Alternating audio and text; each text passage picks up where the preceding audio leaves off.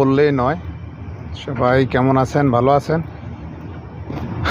জনাব তারেক রহমান সাহেব, আমরা প্রবাসীরা কষ্ট করি, টাকা উপার্জন করি, দেশে রেমিটেন্স পাঠাই, কিন্তু আপনি ওই রেমিটেন্সের উপরও 7%, 7.5% ব্যাট বসাইছেন। কিন্তু এই ব্যাটের কারণে আপনার রেমিটেন্স প্রবাহ কমে যাবে। প্রবাসীরা সবাই এখন রাগ, অভিমান যে আপনি এই ট্যাক্স বসাইছেন কেন। এখন রেমিটেন্স যদি কমে যাবে, কীভাবে দেশ উন্নতি করবেন, দেশ চালাবেন?